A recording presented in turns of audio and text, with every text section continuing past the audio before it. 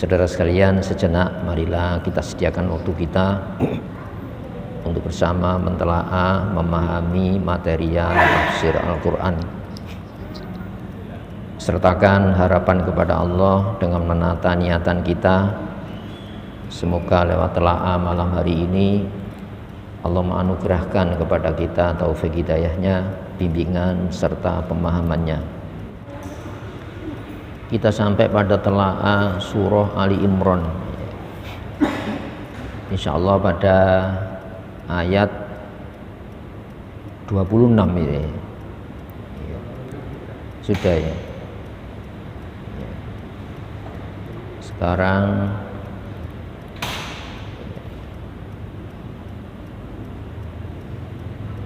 ini ya. Saudara sekalian, Islam mengajak kita untuk meninjau masalah dari sisi alamiah, yaitu proses alam. Tapi di saat yang sama kita diajak memandang dari sisi ilmiah, gitu ya. Kenapa? Ketika kita masuk di alam ini, proses alamiahnya berjalan. Maka kita tidak menyerah kepada proses alamiah,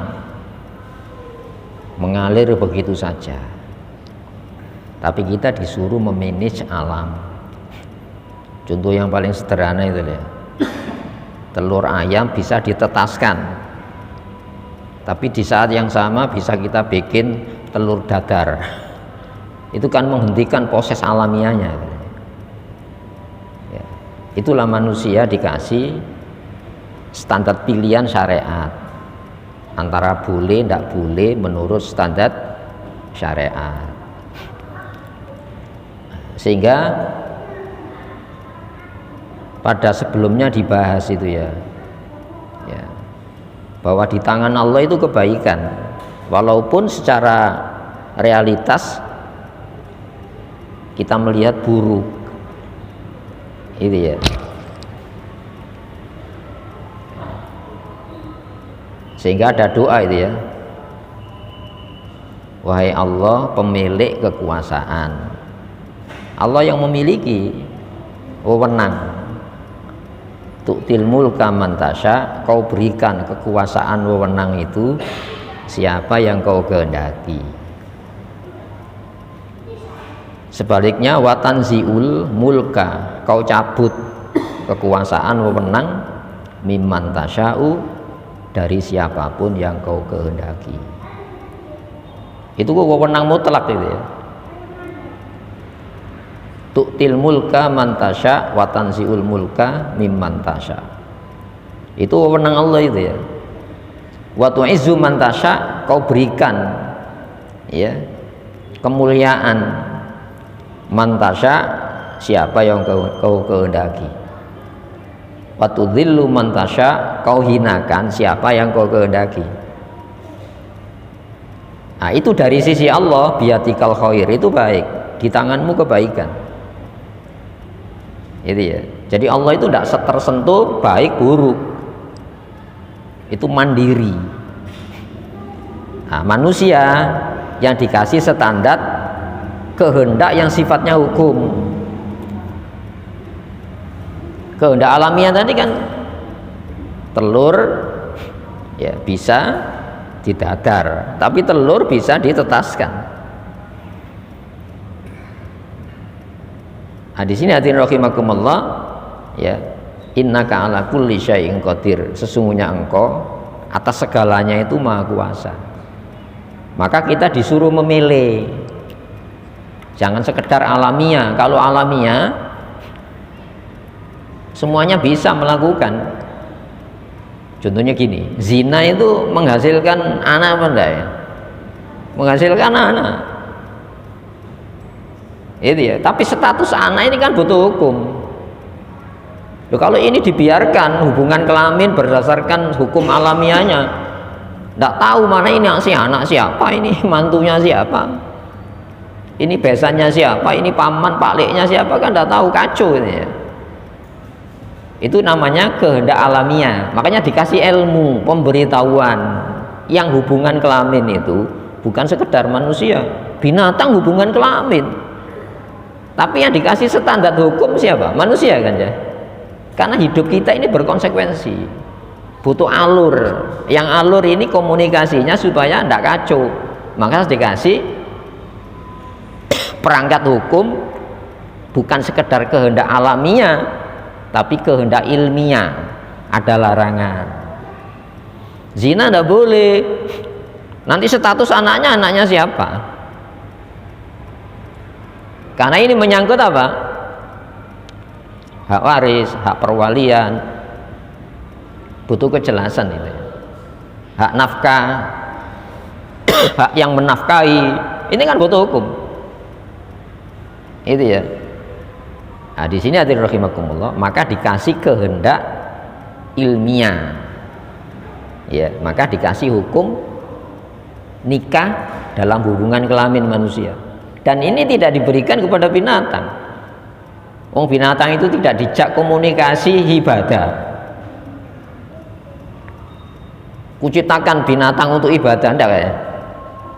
Ibadah di sini adalah memberlakukan kehendak hukum pada semua kegiatan kita. Mengambil jadi istri, standarnya gimana? Oh, ini tidak boleh, masih hubungan darah ya. Ibunya tidak boleh, mertuanya tidak boleh, anak angkatnya tidak boleh, yang ibunya sudah dikumpuli. Ini kan ini manusia ini ya. Dalam Al-Quran itu pertanyaannya gini ya, apakah Allah dapat untung ketika memberlakukan standar hukumnya? Tidak, untuk manusia itu.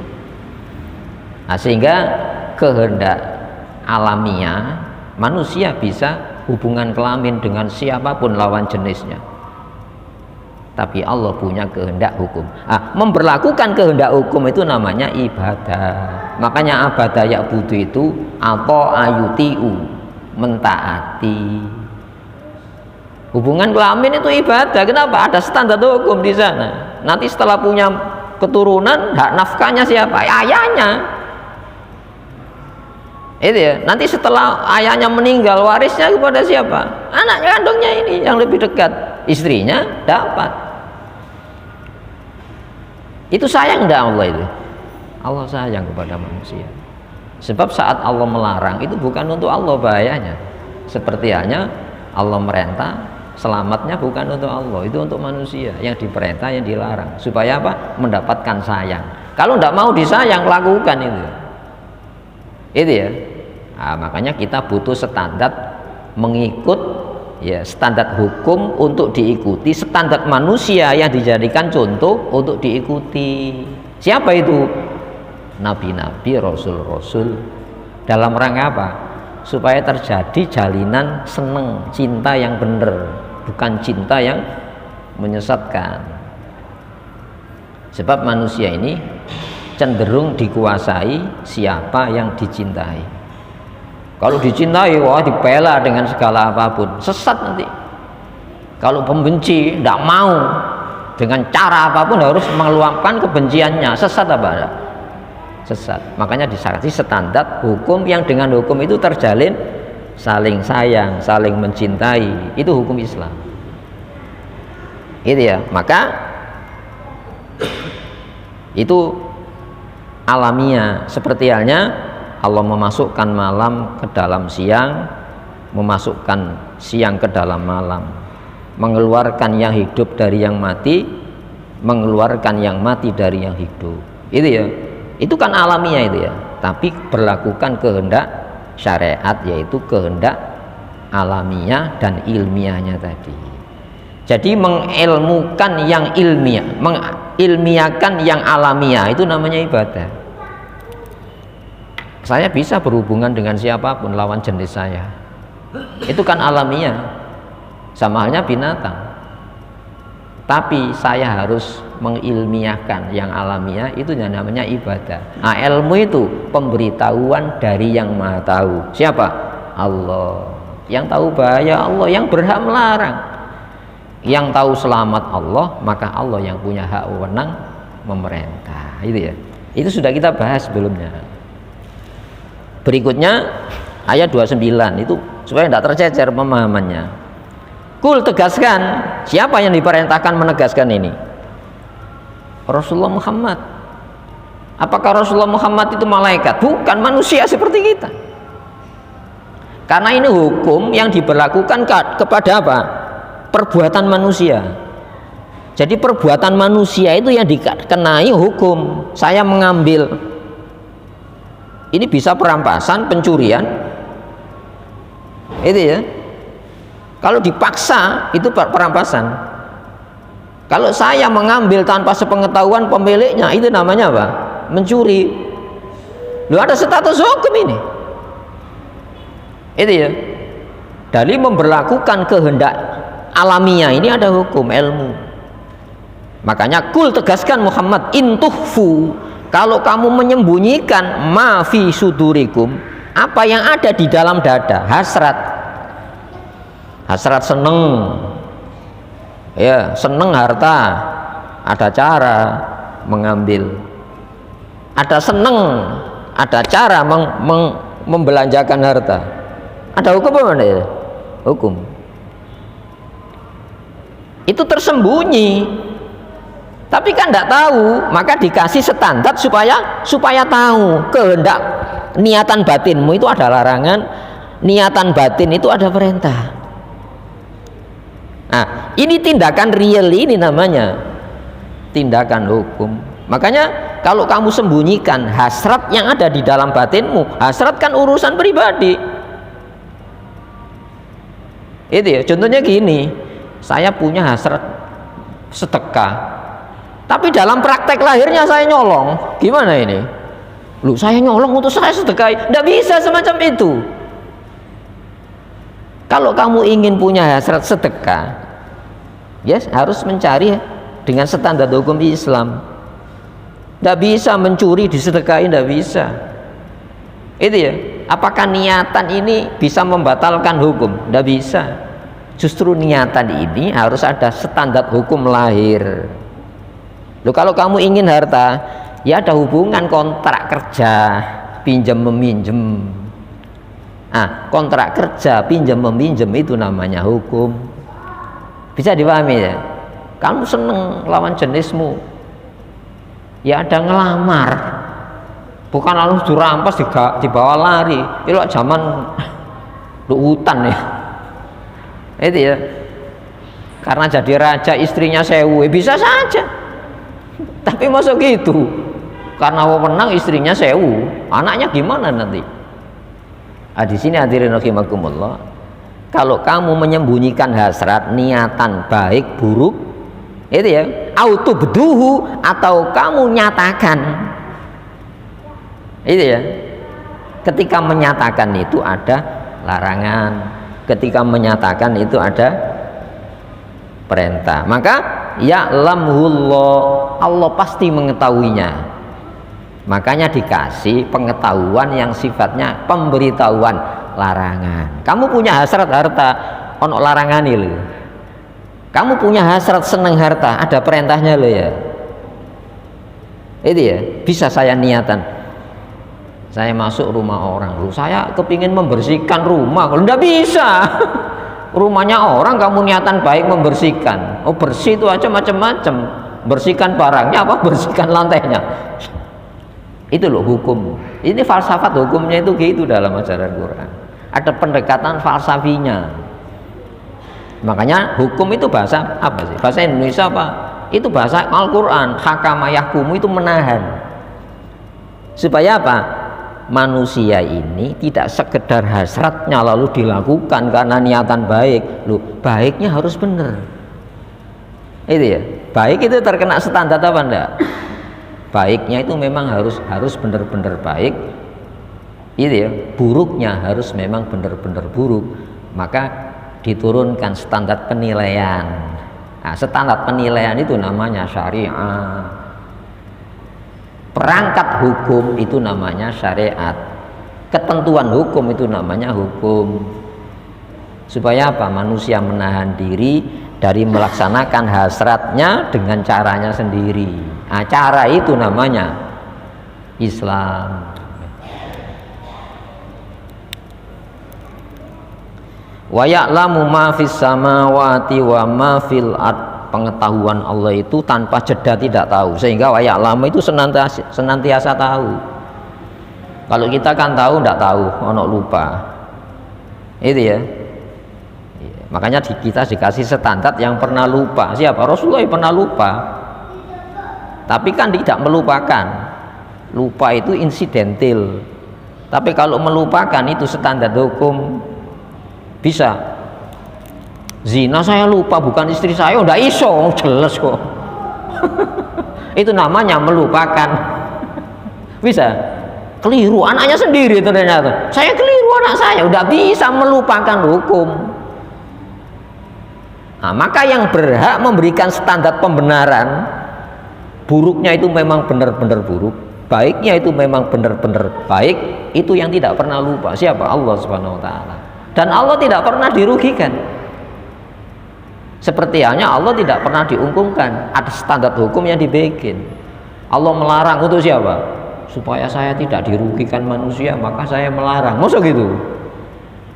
Supaya saya dapat untung dari manusia, makanya saya perintah. Oh, tidak ada itu. Makanya yang steril itu hanya Allah. Kalau manusia membuat standar pembenaran, pasti dipengaruhi relativitas dia sebagai orang. Akalnya terbatas, pengalamannya terbatas. Maka hukum larangannya relatif, boleh benar, boleh salah. Itu ya. Manusia yang bikin standar perintah, boleh benar, boleh salah. Gampang cara membuktikan. Buktinya kan ada review ulang, ada revisi, ada reformasi. Sing gregeten di revolusi itu kan ternyata mencelakai standar hukumnya. Ini berlaku pada Al-Qur'an apa enggak? Enggak bisa. Tanpa pelindung ini. Tanpa pelindung ya. Enggak ada kekuatan senjata yang melindungi Al-Qur'an. Itu ya. Oh, sekarang yang perang itu apa yang dilindungi? Kan standar penilaian benar menurut blok barat, blok kapitalis, benar menurut blok timur sosialis, dan itu dipaksakan kepada dunia supaya menjadi standar penilaian. Perang hari ini kan perang karena apa? Itu perbenturan nilai di dalam memberikan sebuah nilai. Baiknya apa? Benar-benar baik, buruknya apa? Memang benar-benar buruk. Loh, ini terjadi loh ya. Loh, kalau kita tidak mau bahagia, tenang mengikuti standar Islam, ya tirulah negara-negara yang perang. Itu orang kaya itu, tapi kok ndak ayem, ndak tentram. Kenapa? Kenapa itu ya? Standar penilaiannya salah. Kenapa? Dibikin-bikin sesama manusia, sehingga benturan-benturan malah dalam bentuk benturan antar negara. Jadi Allah mengetahui segala yang di langit dan segala yang di bumi. Itu ya. Wallahu ala kulli syai'in qadir. Sedangkan Allah itu atas segala sesuatu, yang kita bagian dari sesuatu itu qadir. Allah itu maha kuasa.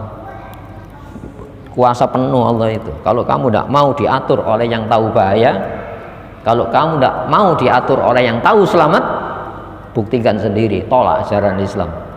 Hari ini dunia diperagakan bagaimana kekuatan material itu menolak standar hukum Islam. Maka dikasih kesadaran. Iya, gini. Apakah kamu hanya menolak bahaya dunia ini saja? Seperti halnya, apakah kamu hanya menggapai selamat dunia ini saja? Dan itu dibalik motivasi lahirnya sebuah standar hukum, larangan maupun perintah. Orang merintah itu kan apa sih? Dolek selamat atau celaka? Orang bikin larangan itu dolek selamat apa dolek celaka? Cari selamat. Dan itu niatan kita semuanya. Jadi menungso itu niatannya api. Jujur loh, Allah itu menilai manusia itu api menungso itu. Makanya disebut al-unsu. Unsu itu yang jinak. Anas itu jinak. Yang intim manusia itu. Kenapa tidak mau kacau? Manusia yang bikin standar hukum. Itu ya. Jadi niatannya itu Allah tahu. Itu ya, Allah tahu. Niatanmu baik, bikin hukum kok supaya kacau, enggak kan? Bikin hukum itu supaya komunikasi kita, kalau lalu lintas komunikasi ini semuanya membahagiakan, itu ya.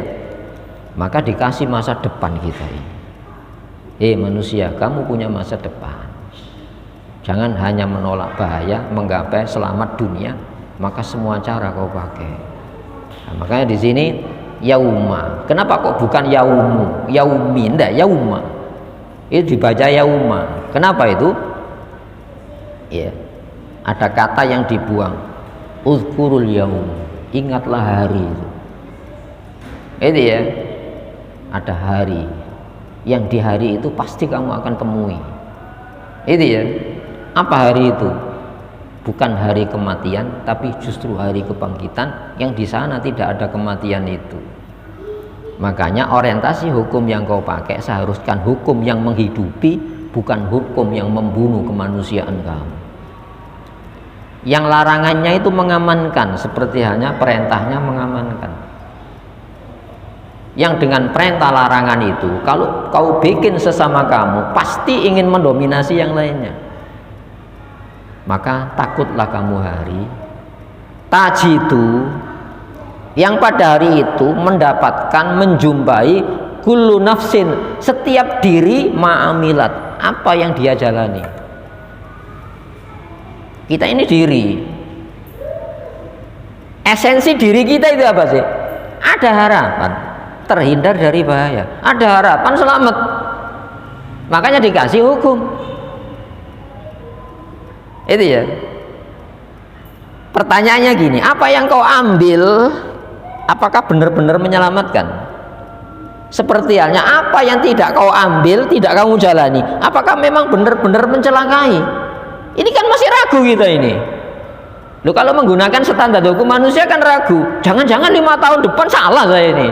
Ada review ulang. Kan bisa saja terjadi. Gampang kan gini loh.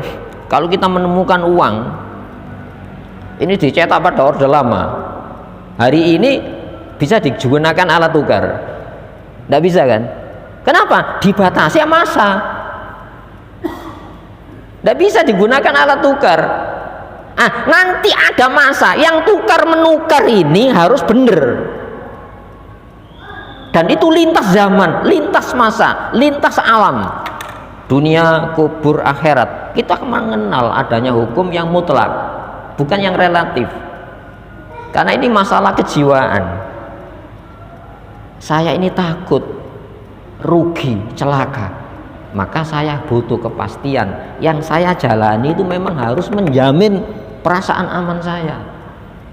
Kan butuh kepastian manusia. Saya bertanya, berani jenengan mengeluarkan ya kerjasama orang tidak kenal langsung 50 juta, berani?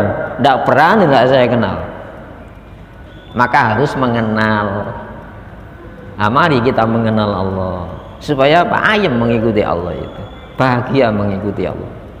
Dan Allah ketika mengajak kita bertransaksi itu bukan untuk Allah, tapi untuk kita. Sampai Allah itu bahasanya jual beli.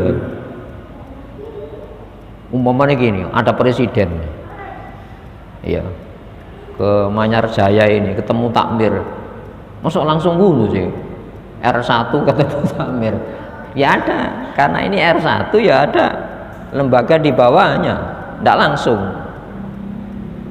Lo Allah itu lo, itu ya ngajak kita berdagang. Al-adullukum ala tijarah. Hei manusia, mau kutunjukkan satu perdagangan. Yang perdagangan itu bukan saya mengambil untung untuk kamu.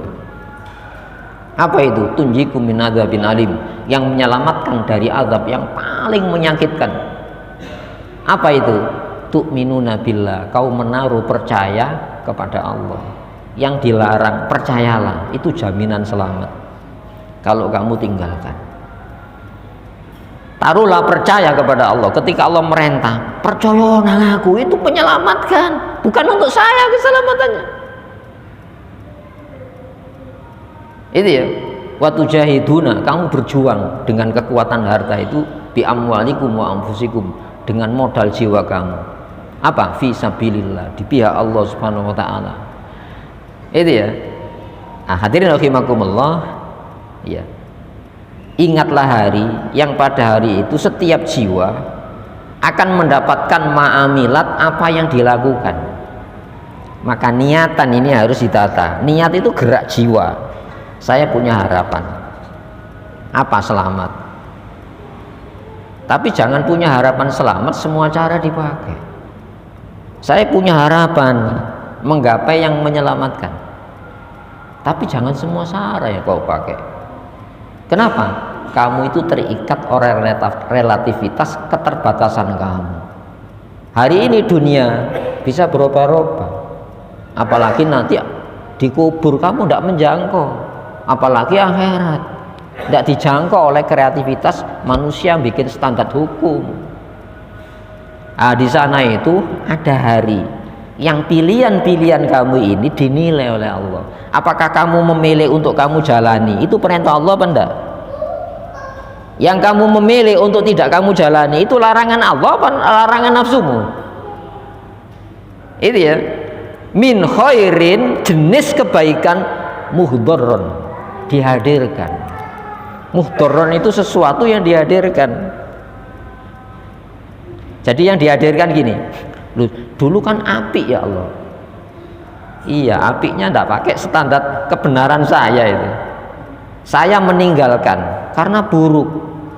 Loh, kok bisa mengatakan buruk? Iya, menurut saya buruk ya Allah. Orang semuanya meninggalkan berarti kan buruk. Ternyata yang ditinggalkan orang banyak tidak mesti buruk. Itu ya, ternyata tidak buruk itu. Makanya harus punya penilaian, apakah baik buruknya itu benar.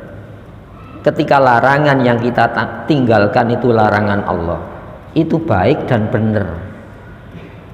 Ketika kebaikan yang kita jalani itu standar perintah Allah, itu baik dan benar. Itu ya. Nah sekarang pertanyaannya gini, baik itu butuh penilaian apa enggak? Seperti halnya buruk itu butuh penilaian apa enggak? Butuh penilaian. Maka diturunkan standar penilaian. Yang dilarang oleh Allah itu memang benar-benar buruk kalau kamu tinggalkan. Kalau kamu jalani itu memang benar-benar buruk. Perintah Allah kalau kamu tinggalkan itu memang benar-benar buruk. Seharusnya perintah itu, meninggalkan perintah itu kan seharusnya apa? Buruk kan? Tapi kalau bukan perintah Allah gimana? Menjalani perintah itu baik, tapi kalau bukan perintah Allah itu gimana?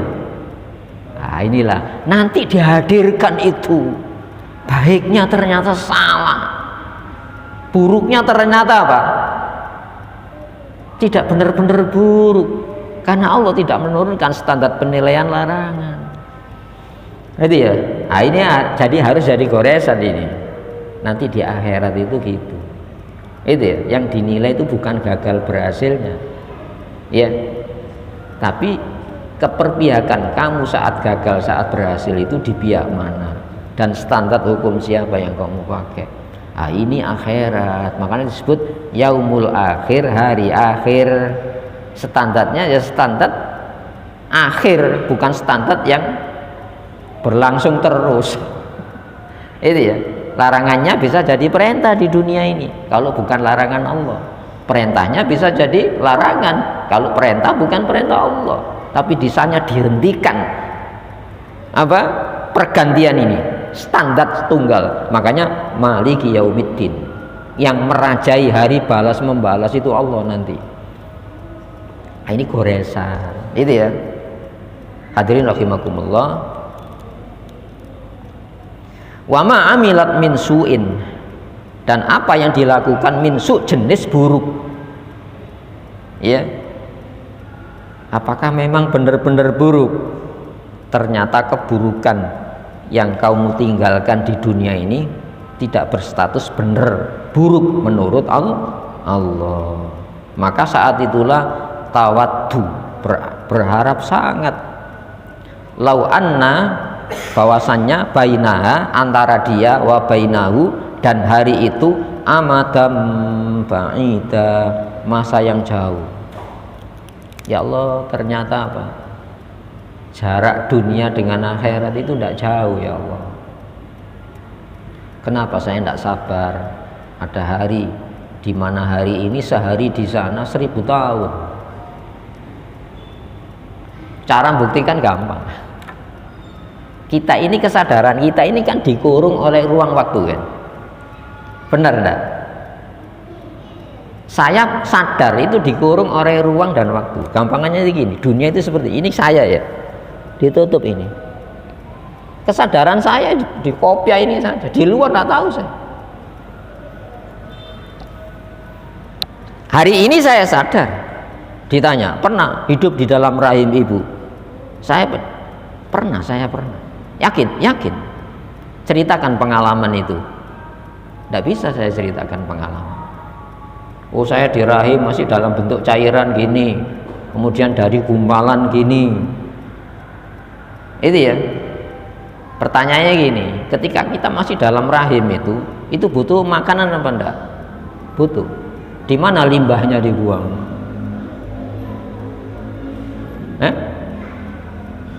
Loh, sesuatu yang tumbuh berkembang ini kan butuh makanan.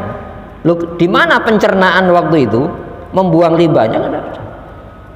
Maka di sana berlangsung rahmat Allah, maka disebut rahim. Iya, Allah sebelum merintah, Allah sudah menjalankan. Sebelum kamu diperintah, dilarang oleh Allah, Allah sudah memperlakukan kamu sedemikian rahmatnya Allah SWT. Ya sama dengan nanti ketika kita di alam barzah, kubur, itu ya, ya Allah, saya pernah di dunia ini. Saya pernah di dunia ya Allah. Umpamanya minta kembali di dunia, tak lupa ndak kubur? Lupa saya. Wong dimensi alamnya beda. Sama dengan ketika di akhirat dikembalikan ke dunia, alam kesadaran saya itu beda, terbatas saya ini. Kenapa? Kesadaran waktu itu tidak seperti ruang lingkup waktu kubur, tidak seperti ruang lingkup waktu dunia. Ini cara pandangnya itu gitu ajaran Islam. Kalau tidak yakin tentang kebangkitan, ada fase-fase alam, berarti kamu tidak yakin pernah hidup di dalam rahim ibu. Itu ya. Hadirin rahimakumullah. Maka ini kesadaran ini. Makanya disebut hadza basairu linnas. Quran ini cara pandang. Quran ini membuka cakrawala wawasan kita. Jangan sekedar orientasi bahaya. Selamat dunia ini saja kamu menolak Islam. Nanti ada masa, di masa itu apa? Yang diberlakukan undang-undang Allah. Standar penilaian benar salah menurut Allah. Maka di sana itu, ya Allah, saya berharap masa yang panjang, ternyata apa? Jarak dunia dengan kubur dengan akhirat begitu dekat. Kenapa? Didominasi alam yang tidak ada tolak ukur waktu. Di sana tidak ada tolak ukur waktu. Tidak ada dimensi waktu, ruang waktunya bukan 24 jam. Bukan hitungan detik, 60 detik, menit, 60 menit, bukan, tidak ada di sana. Nah, ini keyakinan hari akhir itu gitu. Kenapa disebut hari akhir? Fase-fase ini dihentikan oleh Allah. Itu topnya di sana. Maka sakit yang paling sakit itu di sana. Bahagia yang paling bahagia itu di sana. Jangan sekedar kamu terhindar dari rasa takut semua cara dipakai. Oh, tidak gitu cara pandangnya. Itu ya. Wa yuhadzirukumullahu nafsah, dan Allah memberikan ancaman kepada kamu, nafsahu, dirinya Allah. Makanya nafas itu senafas sebetulnya. Nafas itu kan senafas. Kalau umpamanya saya ganti saya itu bahasanya Allah. Manusia, saya tahu yang kau takutkan. Manusia, saya tahu apa yang kau harapkan. Itu ya, Allah jauh lebih tahu. Maka diberitahu, kamu takut bahaya kan? Iya ya Allah, ini loh larangannya. Manusia, kamu takut gagal kan? Iya, ini loh perintahnya.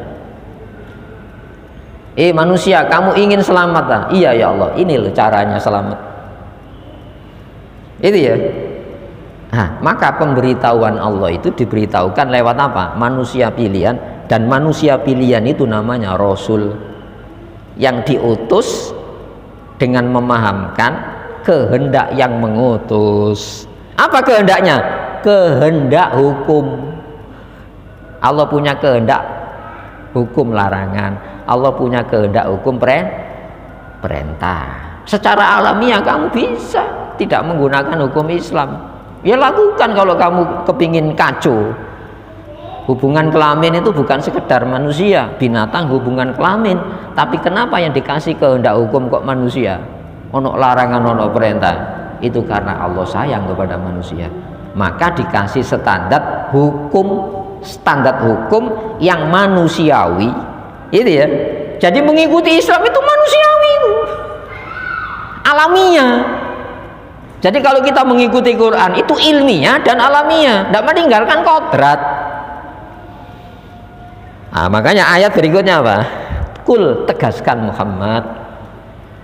Kalau kan kamu kan ingin meraih cinta kan, orang membuat larangan itu supaya apa? Saling mencintai, tidak ada yang saling dilanggar. Orang bikin perintah itu supaya apa? Saling mencintai. Ketika dia berbuat saling mencintai, tidak ingin menciptakan ketegangan di dalam kehidupannya. Makanya kul, tegaskan Muhammad, ing jika kuntum, keberadaan kamu menungso, tuhibbunallah, semua kegiatanmu itu orientasinya apa? Mencintai Allah. Fattabi'uni, maka standar ikuti saya. Saya siapa? Muhammad sallallahu alaihi wasallam. Namanya saja Muhammad itu yang dipuji, tidak keluar dari Muhammad sallallahu alaihi wasallam, semuanya itu terpuji. Yang tidak dilakukan Rasulullah Muhammad itu supaya apa? Bobot nilai kehormatan manusia kamu udah hilang. Makanya dikasih malu, itu ya. Supaya kamu tidak dipermalukan. Ini larangan Allah, jangan bikin larangan sendiri, itu ya. Makanya manusia yang namanya Muhammad itu ya, itu terpuji. Kenapa? Semua tindakan tidak melakukan, semua tindakan melakukan itu distandati oleh Allah, yang Allah itu hamid, Allah itu terpuji. Allah itu kalau melarang mengambil untung, Allah itu kalau memerintah ngambil untung tidak terpuji Allah ya. Allah melarang itu karena sayang, seperti halnya Allah merintah itu karena sayang. Makanya Rasulullah itu anan nabi rahmah, akulah nabi penyayang itu. Maka ikuti saya. Pertanyaannya gini, Rasulullah itu mengkonsumsi makanan seperti kita apa enggak? Ya sama, mengkonsumsi makanan.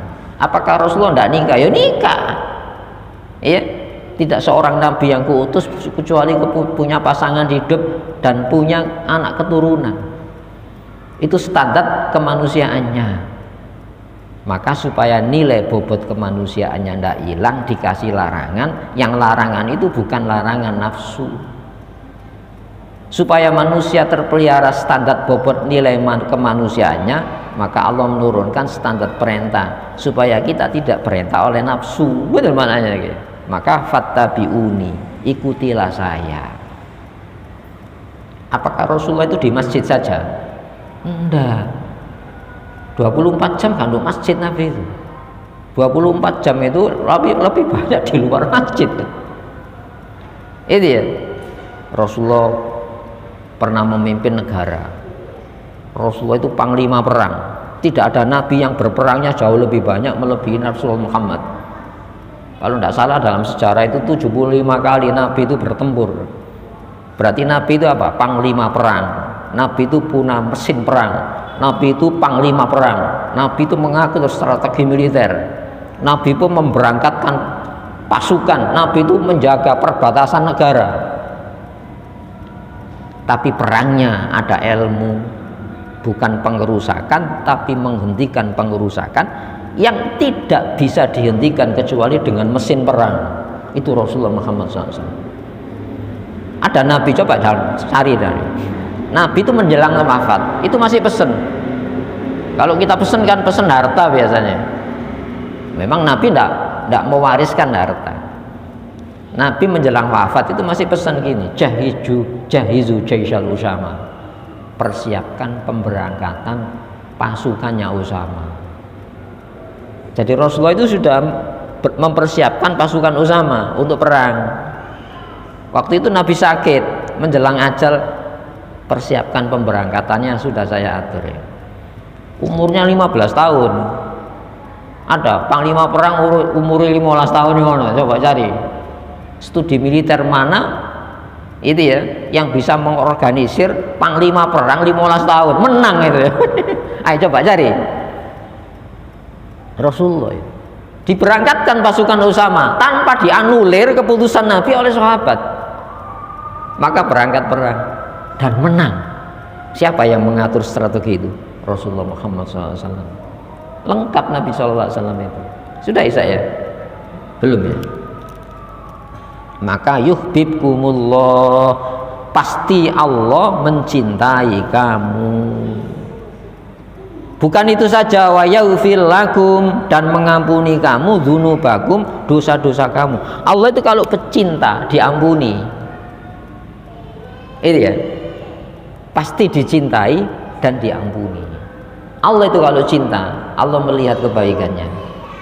Maka ibadah kita itu harus ibadah cinta. Bagaimana saya mencintai? Tidak mengenal. Allah melarang itu bukan untuk kamu bahayanya, bukan untuk dia bahayanya, untuk kamu. Allah merintah itu bukan untuk dia, selamatnya itu untuk kamu yang diperintah. Kalau tidak mau, buktikan sendiri, itu ya. Wallahu ghafurur rahim. Sedangkan Allah itu Maha Pengampun, Maha Penyayang. Artinya apa? Ampunannya diletakkan pada larangan yang kamu jauhi. Ampunannya diletakkan pada apa? Perintah yang kamu jalani. Baru melahirkan Rohim, Maha Penyayang Allah Subhanahu wa taala. Itu ya. Ini mari kita mengenal Allah lewat Ghafurur Rahim. Ibadah kita supaya apa? Diampuni kekurangan kita dalam mensyukuri nikmat-nikmat Allah. Itu ya. Saya pikir itu nggih. Mari kita berdoa pada Allah Subhanahu wa taala. Allahumma shalli wa sallim wa barik ala Muhammad wa ala ali Muhammad. Walhamdulillahi rabbil alamin. Rabbana zalamna anfusana wa illam taghfir lana wa tarhamna lanakunanna minal khasirin. Rabbana la tu'akhidna in nasina aw akhtana. Rabbana wa la tahmil alaina isran kama hamaltahu 'alal ladzina min qablina.